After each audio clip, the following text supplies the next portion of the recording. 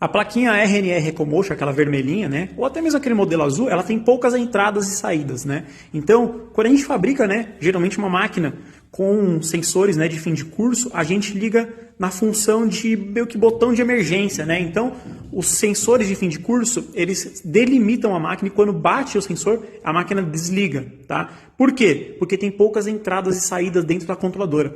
Se você tiver uma controladora, mesmo que seja Mach 3, que tem mais portas, né, de entradas de sinais, a gente consegue configurar, que ali é o limite. Então ela bate e não desliga, ela vai e volta, tá? Exatamente como a gente configura nessas máquinas maiores, né, que trabalham com controladoras standalones, né, controladoras dedicadas. Como ela tem várias portas de entrada, a gente consegue configurar que o limite é aqui. Então ela chega no limite e volta, continua funcionando, tá? Ela não para essa máquina.